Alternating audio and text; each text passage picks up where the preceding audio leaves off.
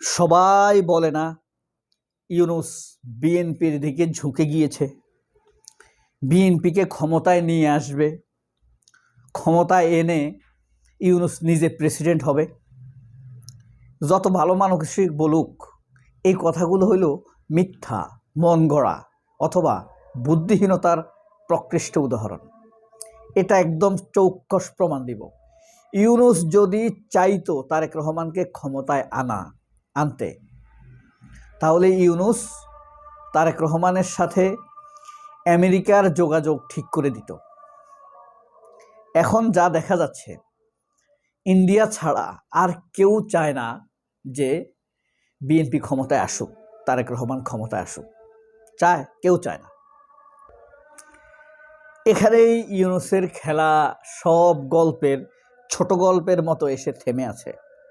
ছোট গল্প পড়ছেন না আপনারা? শরৎচন্দ্র চট্টোপাধ্যায়ের ফটিক, সৌদামিনী মালো, শওকত ওসমানের পড়ছেন? শওকত ওসমানের সৌদামিনী মালো কলিজার ভিতরে একটা থাক করে উঠে, আরে এরপরে কি হইল? সৌদামিনী মালোর সেই ছেলেটা কোথায়? কত প্রশ্ন জাগে। সৌদামিনী মালো কি পাগল হয়ে পরে মরে গেল? তার সম্পদ কি খ্রিস্টান গির্জারা সব লেখে নিয়ে গেছে? এরকম ডক্টর ইউনূস ছোট গল্পের মতো এসে ধরে রেখেছেন গল্পের শেষ কথায়। দেখেন, বাংলাদেশের যারা বোদ্ধা মহল, আমরা তো তাদের তুলনায় ধূলিকণা। অনেক বড় বড় জ্ঞানী বলছে যে প্রশাসন একদিকে হেলে পড়েছে। টকশো দেখলে বুঝবেন। এদের আর কোনো আপাতত কথা নাই। আগামী 1 মাস 15 দিন এই কথা 15 দিন, আগামী 15 দিন এছাড়া কোনো কথা থাকবে না। আরেকটা কথা বলেছিলাম না আপনাদেরকে, নির্বাচনের আর কতদিন আছে? আজকে 10 তারিখ, জানুয়ারি মাসের 12 তারিখে ঈদ, অর্থাৎ 1 মাস আছে। 2 দিন আগে তো প্রচারণা বন্ধ, অর্থাৎ 30 দিন। দেখেন ধীরে ধীরে কত মানুষের মুখোশ খুলে যাবে। বিএনপির মুখোশ খুলতেছে আস্তে আস্তে। ভারতের দিকে যে তারা আতাত করছে, এটা কি পরিষ্কার হইতেছে না? আস্তে আস্তে ধীরে ধীরে অনেক ব্যক্তির মুখোশ খুলে যাবে। মির্জা আব্বাস কি বলছে? আমি ঢাকা 8-এ জিতবো যদি দলের লোক বেইমানি না করে। মনের ভিতরে ভাঙিয়ে গেছে, একটা সম্ভাবনা আছে হারার। হারলে বলবে যে দলের লোক বেইমানি করছে। তো এই যে dimension, the new dynamics of our Bangladeshi politics, অনেকের মুখোশ খুলে যাবে, পরিষ্কার দেখতে পাবেন। এই যে কেন হাদির বিচার হচ্ছে না সেটাও দেখতে পাবেন। আসি ইউনূসের কথায়। ইউনূস সব বুদ্ধিজীবীরা টকশোতে বলে না, গত 1 মাস যাবৎ বলতেছে, আগামী আরো 15 দিন বলবে যে ইউনূস সরকার একদিকে হেলে গেছে। আসলে হেলে গেছে। অন্যান্য ব্যক্তিরা, প্রশাসনের কিছু কিছু ব্যক্তি হেলে গেছে, এটা এখন চোখে পড়ছে।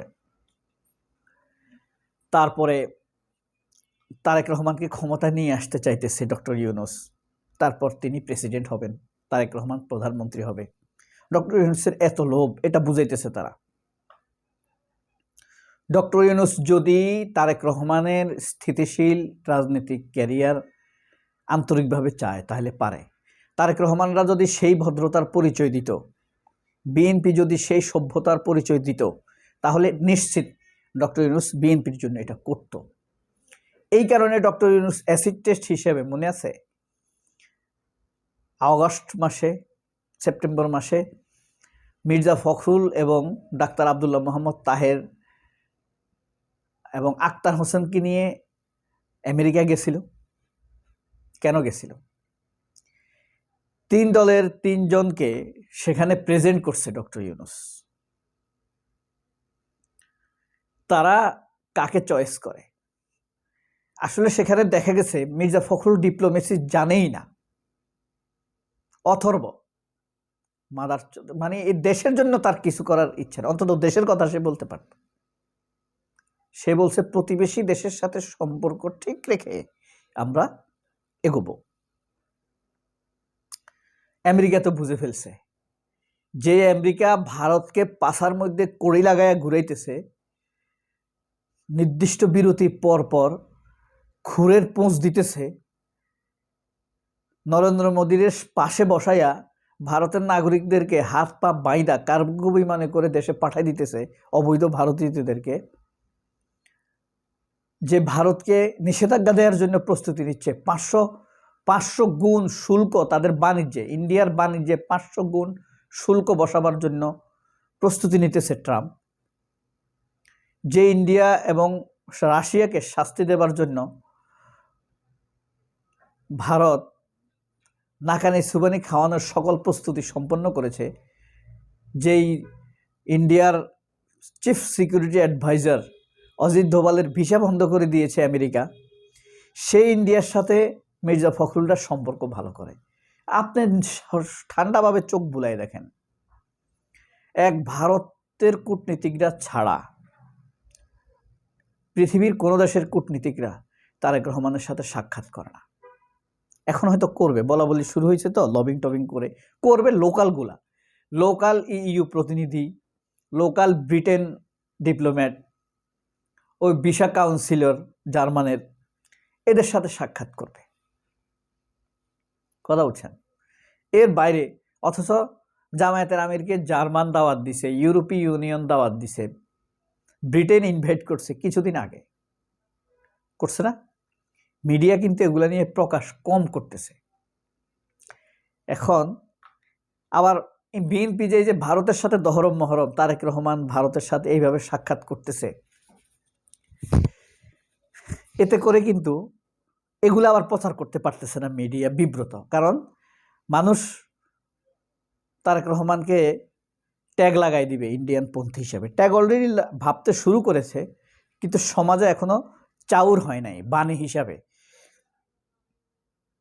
মানুষ বুঝে গেছে ভারত এত খুশি কেন বিএনপি ক্ষমতায় আসলে, তারেক রহমানকে নিয়ে ভারত এত আশাবাদী কেন, তারেক রহমানের কাছে তারা কি চায়।